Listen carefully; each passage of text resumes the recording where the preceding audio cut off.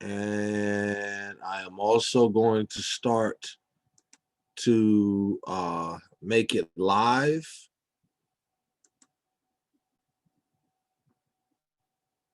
Boop.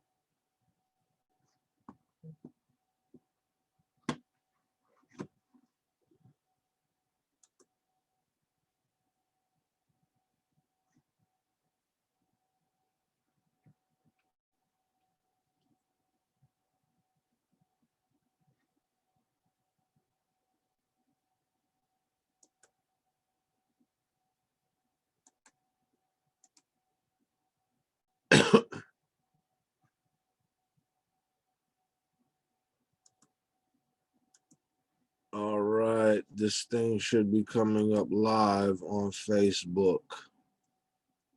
Let's see. It is now 12:01. Let's see what we're doing here. And if y'all would, spread the word to those other folks that you think who may be interested or what have you. Snow is beginning to come down. I got the note from the city earlier. that the flag was going up, so it's already been up since this morning. And now the flag will be flying throughout the day. Rain, sleet, snow, hail, all that good stuff. All right, now let me just get to the share screen action.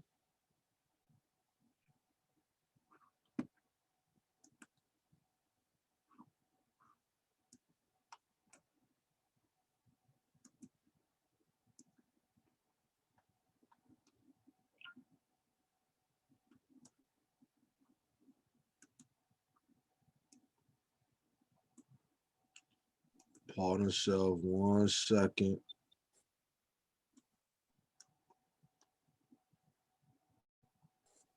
Just get this together.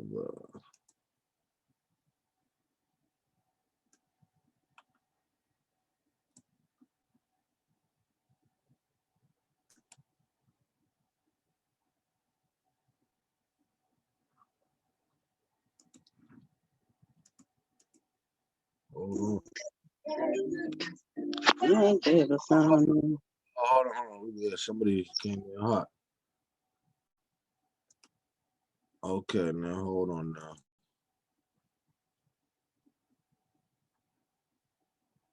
Hold on now. Stop that. All right. Boom. All right. Start again.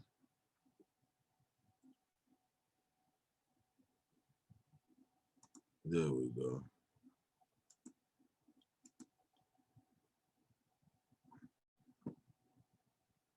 All right. There we go. All right. Y'all see that?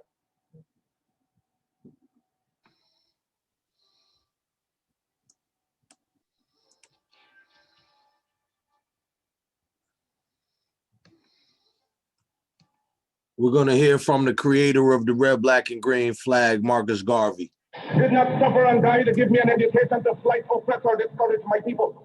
Because whatsoever education I acquired out of their sacrifice of over 300 years, I shall use for the salvation of the 400 million black people of the world. And the day when I forsake my people, may God Almighty say there shall be no more life for you. I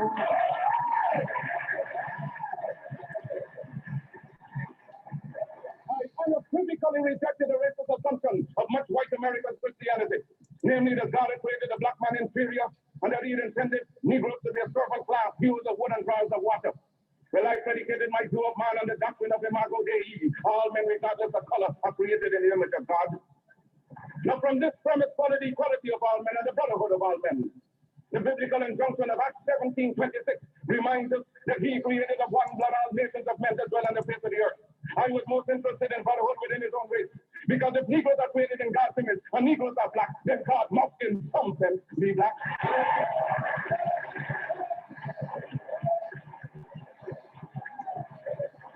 If the white man has the idea of a white God, let him worship his God as he desires.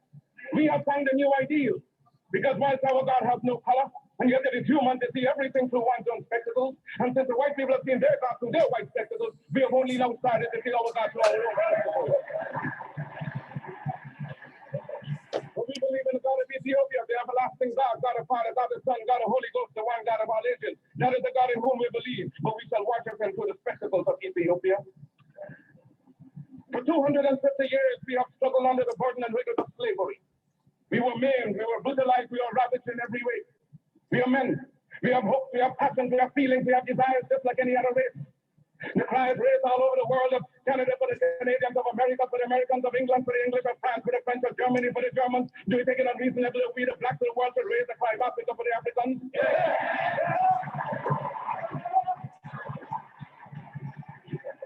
The Negro is a man. We represent the new Negro.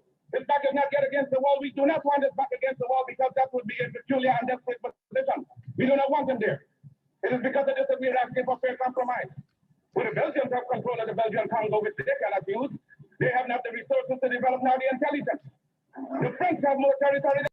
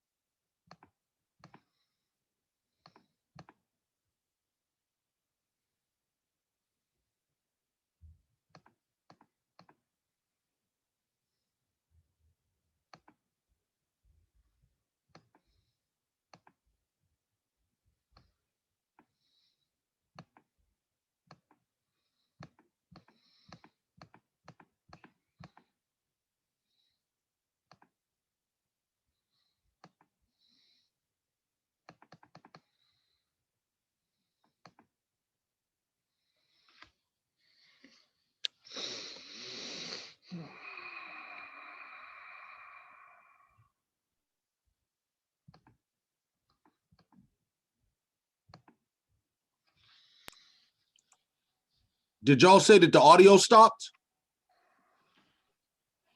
Well, I can hear you. What do you mean? Now, but y'all didn't hear, you didn't hear the Marcus Garvey speech? Oh, sorry. I just got on, so I don't know. Sorry. No, we heard most of the Marcus Garvey speech, but it stopped not too long ago. Okay. So it just cut off like what, a minute or two ago? Yeah, maybe even less than that. Okay, all right, cool. All right. You at least y'all got to the part of, the European who created, God in their image and, blah, blah, blah. And, we see in ourselves in our own image. You got to that and, us shaping ourselves for ourselves, basically. Yes, we heard that. I heard that. Give thanks. All right, so that's the key right there. All right. We're gonna do one more real briefly. We're gonna do one more real briefly, and please y'all chime in again if there's problems here as well. But here, a lot of people know, of course, well, a lot of us know, a lot of other people do not know, of course, the origins of Black History Month. Or as if first created Negro History Week. So, but everybody, hold on. Everybody got to mute their thing, please. Right. So now we're gonna go into a next thing. I'm going to share here. And this is actually more for kids. So anybody with kids, this is I think. Oh damn, did I just wow.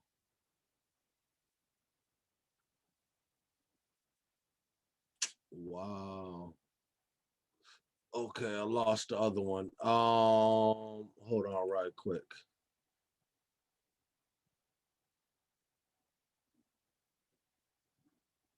Wow.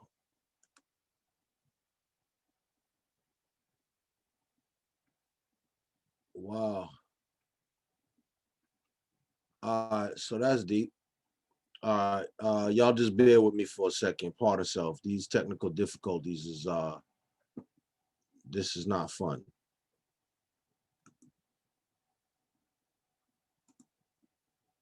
But I know I just sent it to my own.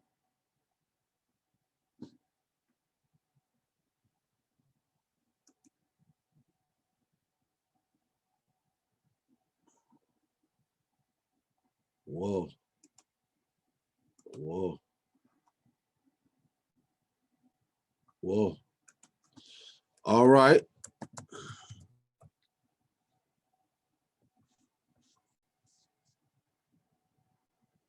Okay, here we go. Thank goodness. I part herself, y'all.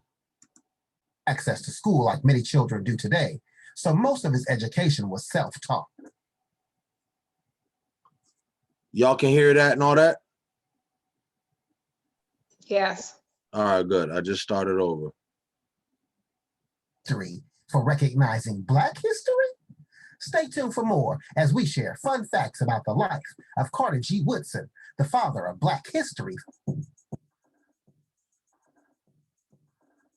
Carter G. Woodson is known in history as an author, publisher, and historian, born December 19, 1875 in Virginia. Carter's mother and father were former slaves, where he was the oldest of 9 children. During that time, Carter did not have access to school like many children do today, so most of his education was self-taught. Woodson also attended Berea College in Kentucky until being kicked out due to the school not allowing African-American students. He would later return when African-Americans were allowed to earn his bachelor's degree in 1903. Looking back at the life of Carter G. Woodson, in school, he enjoyed education and was very smart. In fact, he was so smart that he became the second African-American in history to graduate from Harvard University. As an author, Carter G. Woodson wrote over a dozen books, including the book Miseducation of the Negro, which is still required reading for some schools in this country today. Woodson was also involved in other projects, including establishing the Scholarly Publication Journal of Negro History in 1916 and the Negro History Bulletin in 1937, which helped teachers with African American studies. Wanting African American history to be a part of education throughout the nation, Carter began to travel. In February of 1926, Woodson began going from school to school and other organizations, offering them a special program that encouraged others to study Black history with Negro History Week. For example, if you are wondering why he chose February, Woodson wanted this time of education to be honored by the birth months of Frederick Douglass and President Abraham Lincoln. The week would go from a week to a month, which is now commonly known as Black History Month. Woodson would spend his life focusing on education and would even become the dean at Howard University and the West Virginia Collegiate Institute. The life of Carter G. Woodson came to an end at the age of 74 on April 3, 1950 in Washington, D.C. That is all with a mini biography from the life of Carter G. Woodson. If you enjoyed this video and have more fun facts you would like to share about his life, feel free to let us know in the comments below. And thank you for watching.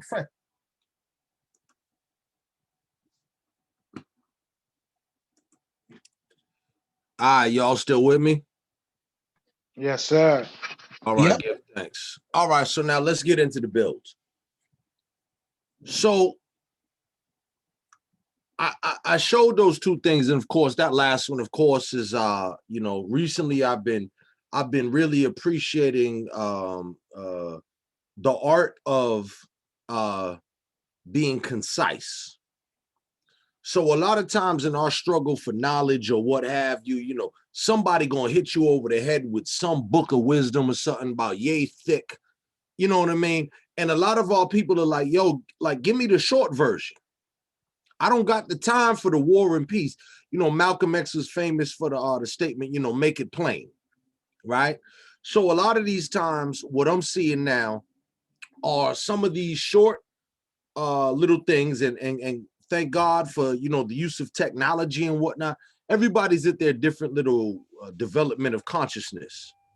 but these people are now coming in with their own ability to make a short version, a cartoon version, and compress, you know, decades of history into a part of self, let me mute you, and condense decades of history into a, you know, 2-3 minute video that you could show your kids or whatever.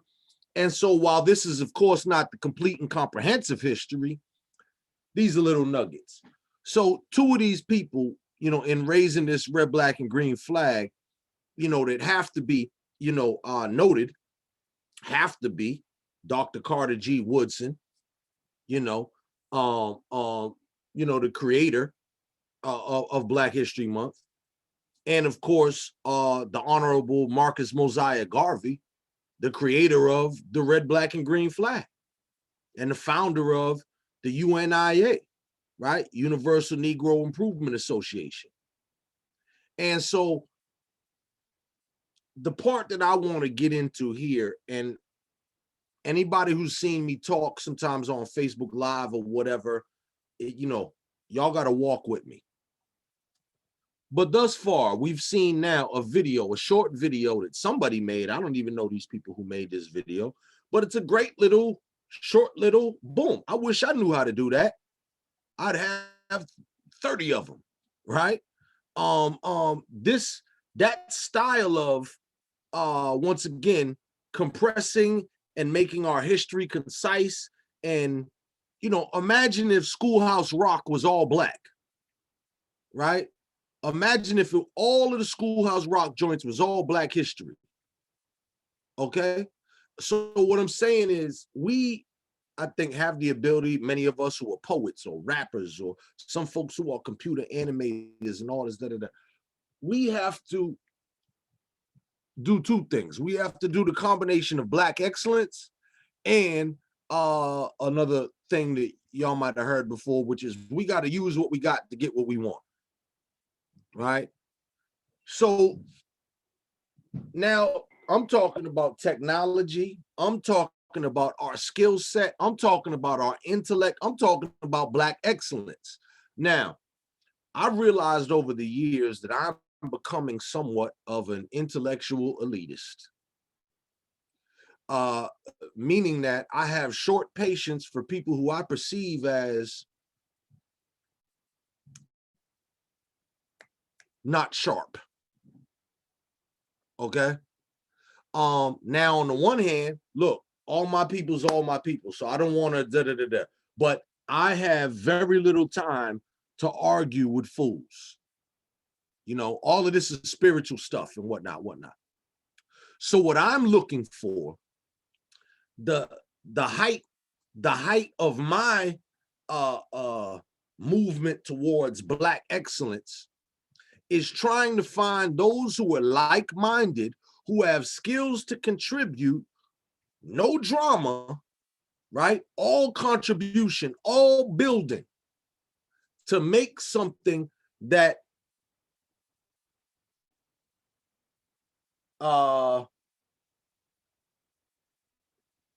it's a dying art, okay? Today, some of us know, you know, Kay Bourne passed, right? Kay Bourne, not even a Black woman.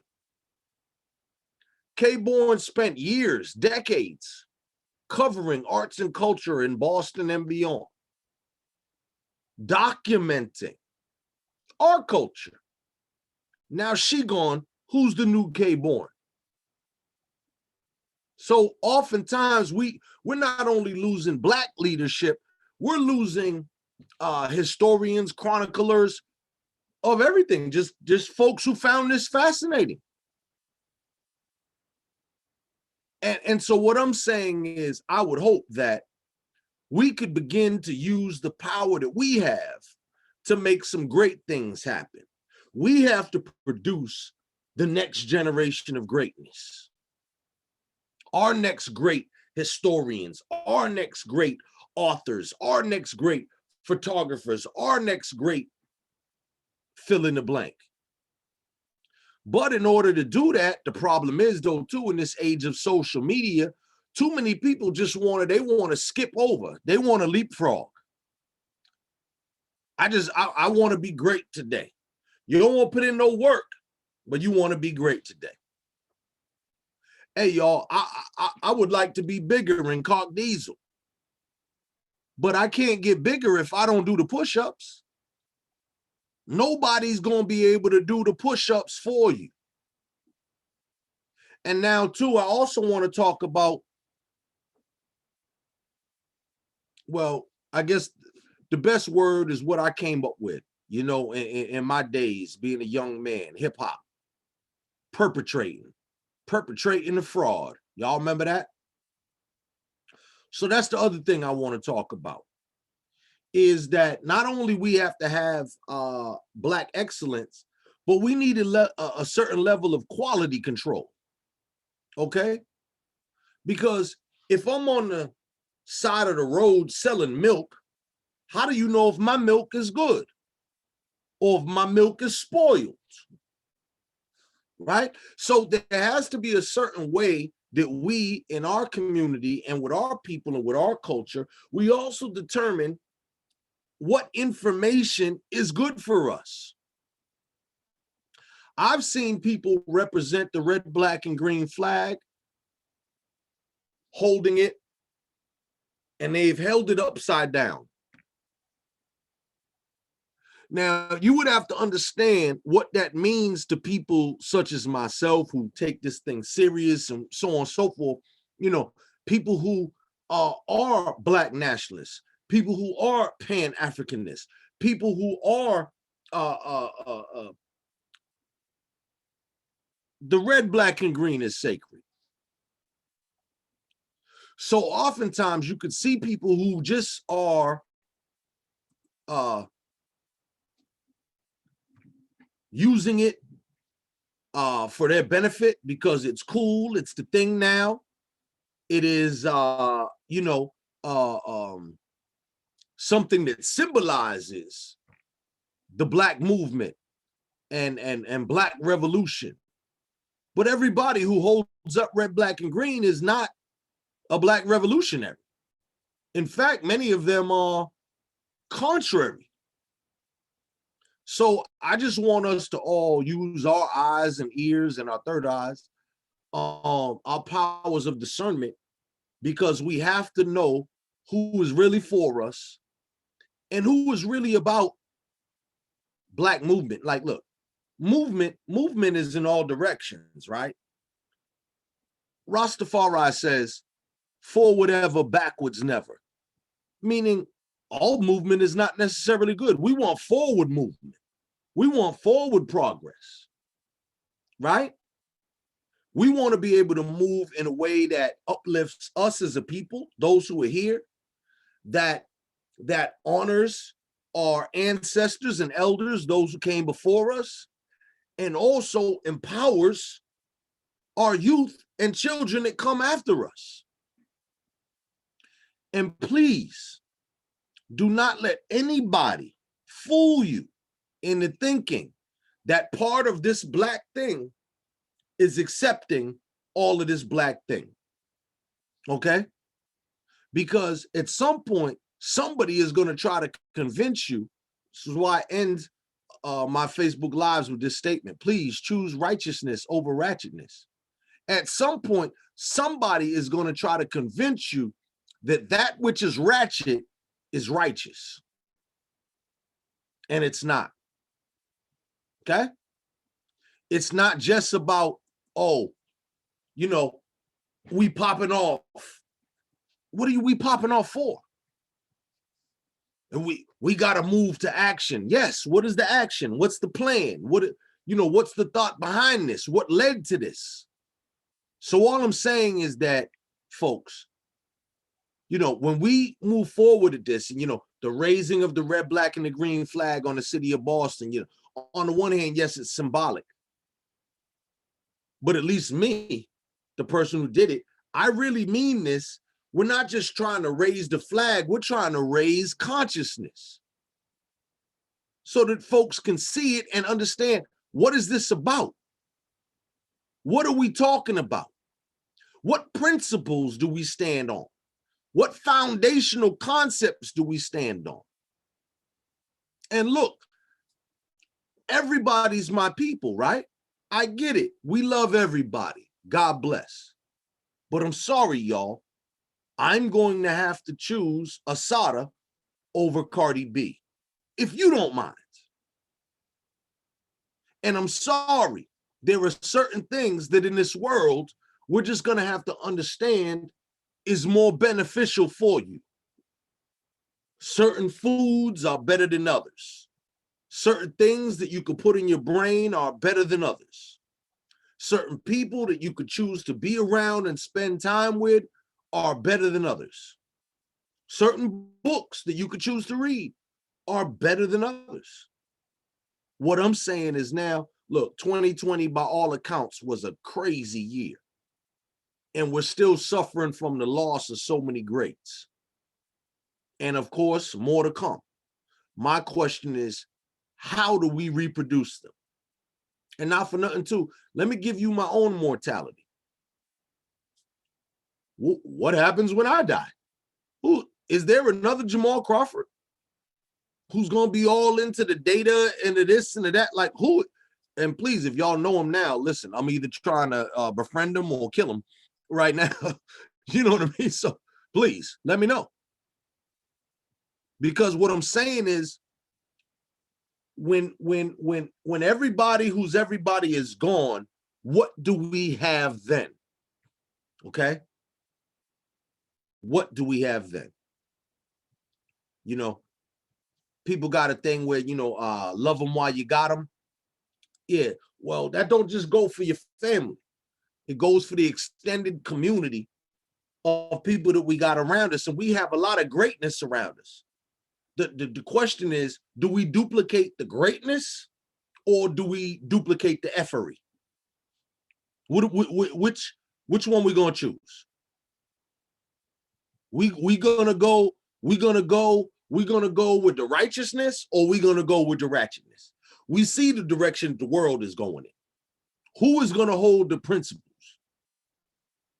And people too, you know, not for nothing, you know, in the Bible, the man that they call Jesus, real name Yeshua, that man spoke about it and said, yo, many will call me Lord, Lord, and will not do what I say. That is a constant downfall of leadership. How many people out there had Malcolm X hats and Malcolm X t-shirts? They wasn't doing what Malcolm X said or did or thought or what.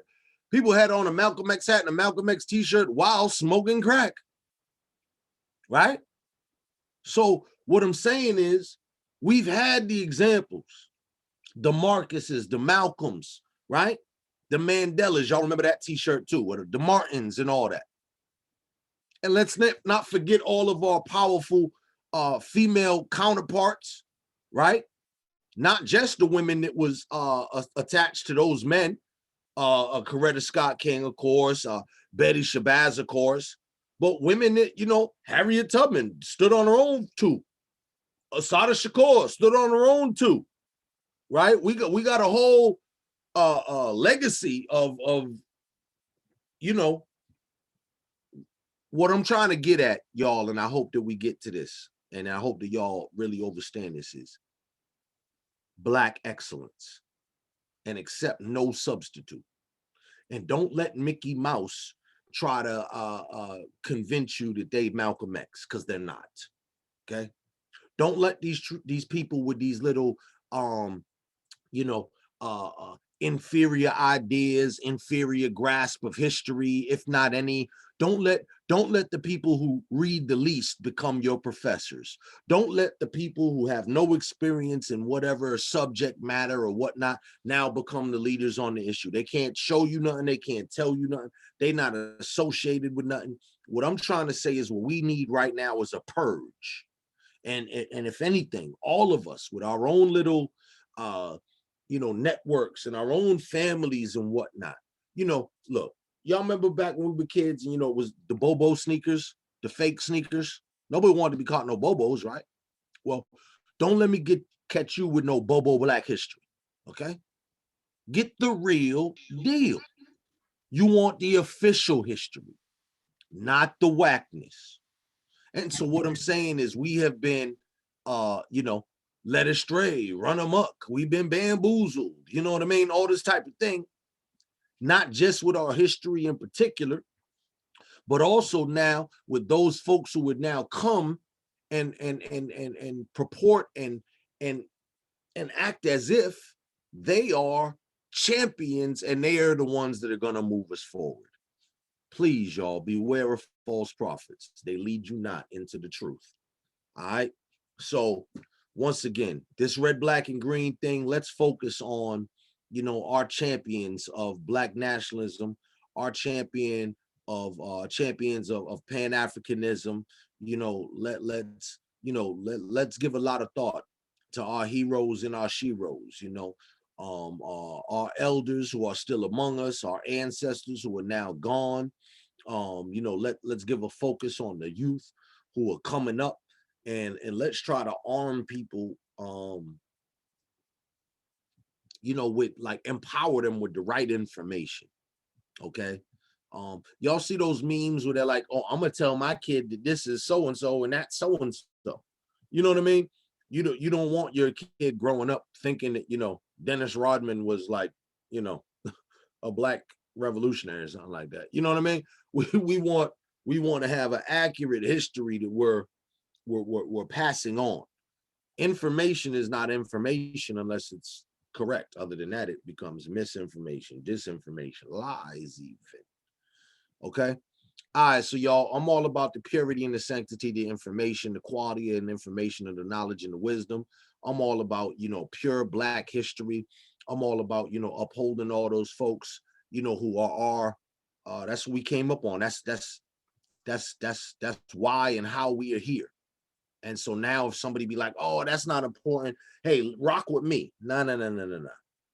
Because Marcus Garvey figured out something in 1920 something that, you know, these folks who want to lead you around the corner now ain't figured out in 2021.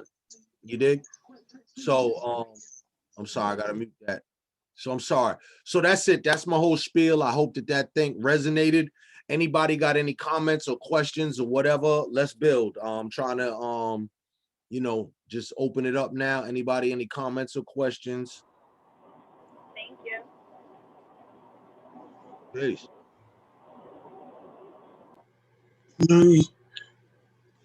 Yeah, peace, everybody. Yeah, can y'all hear me? Yes. Yeah. I just feel that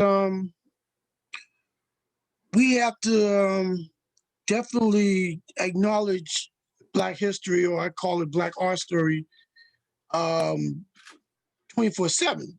Because we get stuck with February so much. We should continue. February is cool. We still need, you know, learn to acknowledge it in this month. But, you know, after that, we got to continue on.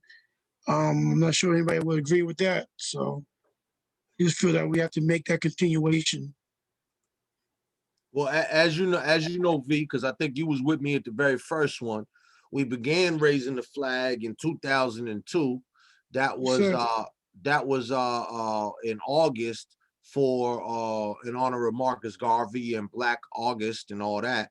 But no, but then since that time, I started raising it every time it was something Black. So, you know, now February, Black History Month, we now do it as well for Malcolm X Day, which we created in along with the help of Ayanna Presley, and even Tito Jackson signed on to it. We actually were able to now create Malcolm X Day officially, May 19th, his birthday, in the city of Boston. Oh, I'm sorry, other people are trying to come in too. I'm sorry. So yeah, so now we do that for May 19th for Malcolm X Day as well. Then we also do it for Juneteenth, another month later for June 19th in June. And then we also do it and after in Black August again, August 17th for Marcus Garvey and Black August, which is a culmination of celebrations for all sorts of Black revolutionary movements and uprisings and freedom fights around the globe, as well as many of our just a lot of important Black people came in, were born in that month as well. So then we do August. The only month that I do not do is Kwanzaa, only because I don't celebrate Kwanzaa, but I feel as though anybody else out there that would want to do it again for Kwanzaa, you know, feel free, go take that on. But yeah, definitely Black history is you know, yeah, 24/7, 365. I mean, not for nothing too, you know, the concept of history is African. You know, we were the first people, whether orally or written or pictorially, to recognize that history was a thing.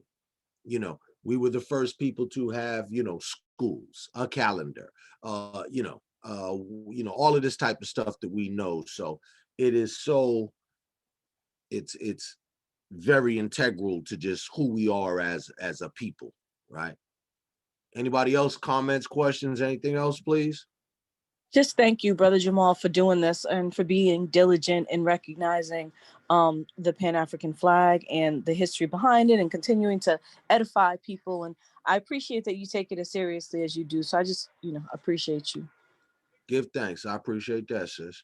And not for nothing too, everybody too, one of the businesses that I got so much love and respect for in the community, Frugal Bookstore, right down Dudley. Anybody who's looking for Black history items or whatnot outside of just this lovely, look, let me get my Vanna White on, or my Jamma Black instead of Vanna White. I'll be Jamma Black. Right. So all of these types of books here, go down to Frugal Bookstore, and now's a great time to buy a gift for anybody in your family or whatever, a young person or what have you. And everything that I would recommend, from the staples, Autobiography of Malcolm X or whatnot, anything from Richard Wright or Ralph Ellison, or you know what I mean, anything deep historical, Sheikh Anta Diop, any of those African classics down there. Many of y'all may know I have a whole poster series down there. I have one on Black scholars that shows all the Black scholars, one on like Black inventors, shows all the Black inventors, Black history from Boston, Black history, so on and so forth. So go down to Frugal Bookstore too, Black History Month. Let's do that too. That's the other thing too. Look, Black Friday is every Friday for me. You know what I mean? It's Black Friday, Black Monday, Tuesday, Wednesday, Thursday. Listen, every day is Black. So any good excuse to go buy a Black book or support a Black business or get some Black history and pass it on as somebody else. Don't threaten me with a good time. You dig?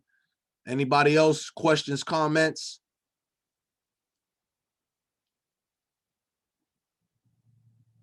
Anybody else? Questions, comments? Well, I just like to again, I just want to salmon back on what you was talking about. I didn't say piggyback, I don't eat pork, but I want to salmon back on what you're talking about in terms of African history. That's important because we, at times we get stuck with the history that goes on here in America, where there's a global history that we have as Black people, i.e., Toussaint Louverture and others. You know what I'm saying? So I just want to throw that out there. That's just my comment right there. So Absolutely. And once again, Frugal Bookstore, has a wealth too of, one of my elders, Runoko Rashidi, he, and his elder was, Ivan Van Sertimer, where they speak about the global African presence. So, there's a wealth of stuff, obviously Toussaint Louverture, from the Haitian part of the diaspora and whatnot. But, there's so many folks who, Franz Fanon is one of my favorite authors. Chinua Achebe, You can get books. There's a great book on the revolution from Kwame Nkrumah. So many Pan-Africanists, and so on and so forth that was coming at that time with African thought. And a lot of times too, Malcolm and others was chopping it up with these people throughout the African continent, throughout the Caribbean, and throughout Latin America and the Latin Caribbean as well. Yes. Any more comments, questions? Yeah, peace, brother. I wanted to make a quick comment. I'll echo some of the sentiments said earlier about appreciating you and the work you do to make sure that this is kind of codified in our neighborhoods and being shared. And I want to extend a challenge to everybody that's on. Part of what we talk about with history is what's taught to our kids. And I know you and I talk about it a lot. We still have a lot of the kids in our communities going to schools being taught that that a guy named Christopher discovered a place that was already inhabited for thousands of years. So thinking politically, I always want to push people to think about how this is a policy issue, how curriculum is done through, your city council and your state representatives and your state senators, how you can get textbooks changed and curriculum rewritten, and how there's a political process to it, and that we shouldn't ignore that, because otherwise we'll continue to have to, educate ourselves one by one, which is each one is no problem. But it'd be nice to be able to get to the masses a little faster and get back to educating our own through curriculum and schools and programs and things of that nature. So I just wanted to throw that challenge out there, brother. Thank you. Give thanks. Yes, that is definitely critical. And now with the shakeup in the political system, I definitely I thought it was possible already before. Folks have been working on, well, put it like this. Long time ago, I came up with something that I call TIE. TIE, Truth in Education. Because a long time ago, when I was in high school and when I was in college, we were fighting and like ready to revolt and all this, trying to get Black history in the schools, and the white people were not, feeling that. So there was obviously a conflict. What I realized later on in adulthood was, wow, I could have flipped that whole script, because it's not really a Black history issue. It's really just a correct history issue, right? Because the history of the planet, I'll let them figure that out. But the history of the planet is African history. It's where it began. And when I was a kid, talking about, the world began in Africa, that stuff got you kicked out of class and got you sent, to the office, literally. Now it's known as fact. So I think that the attack for whatever happens in the schools or what have you is we just got to get to TIE, Truth in Education, which is what I call a truth-based curriculum. So that, and I liken it to science. At one point, every kid, in the Middle Ages or whatever, was taught that the earth is flat and that you go off the edge, there's a big serpent, it's going to gobble you up. Okay. At some point, they discovered, that some people still believe it, but, at some point they've ascertained that's not the truth. And then they began teaching from a globe. So all I'm saying is that we get advancements in science all the time. Recently they said Pluto was not a planet anymore. Then I think somebody just told me they reclassified it as a planet again or whatever. I don't know. I don't care. I just want the most up-to-date information. You dig? So that's what I'm talking about.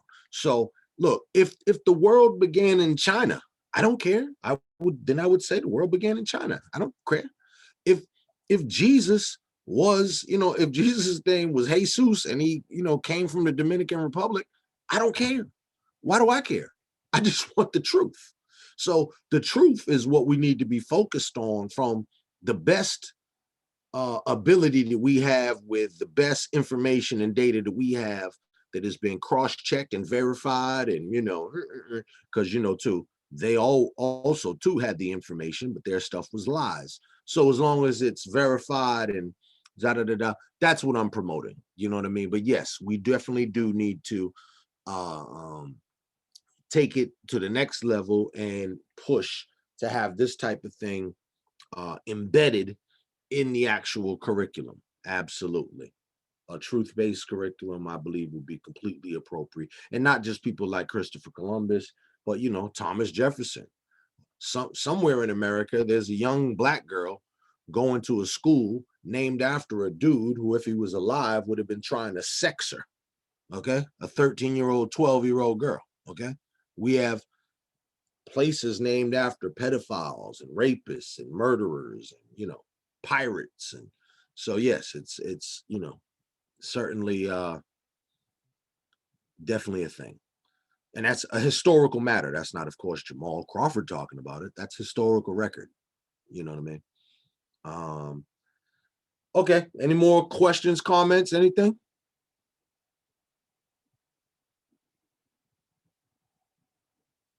Comments, questions, concerns? I just want to say thank you, Brother Jamal. This is my first time coming on. I always seen the flag raising. Usually I'm at work, but I wanted to participate today because I just really wanted to hear and see what's going on, and so I can just stay connected even through Zoom. But I just I appreciate everything that's being said, because total truth. We definitely need our children to know the truth, because if we continue with the lies after generation, we're never going to be successful in where we came from. So I totally agree with that, and it has to start now. Give thanks. Give thanks, sis. Anybody else? Comments? Questions? Comments? Anybody?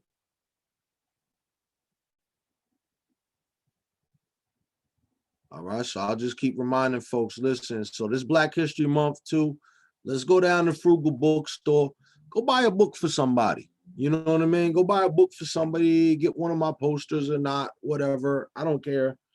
You know, but just go, like, you know, let's actively do something Black historical. You know what I mean?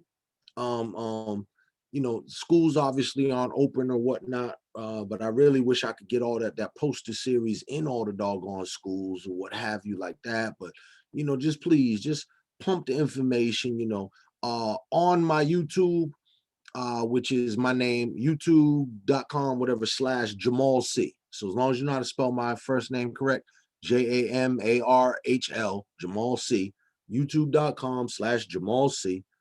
I still have up there what I started at the beginning of the COVID, which was the conscious curriculum. And so there's a conscious curriculum up there that's for, like, you know, adults and teens. There's a conscious curriculum up there for kids. And then there's a conscious curriculum up there for, like, life skills, everything from, like, how to properly wash your hands and all that type of stuff.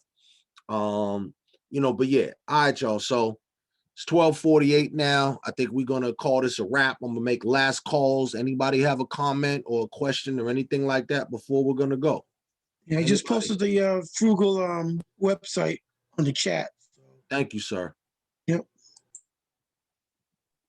Yeah, and I said if you want to go to the school, some faculty are in the schools, even though the schools aren't open. So you just have to connect.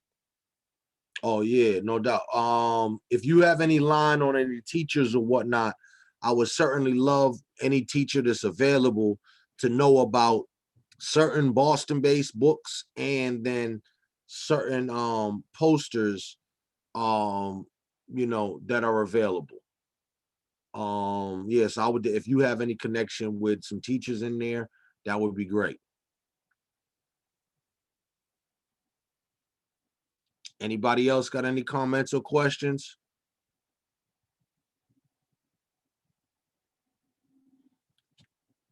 All right, y'all. So we about to get up out here. All right, so peace and love, everybody.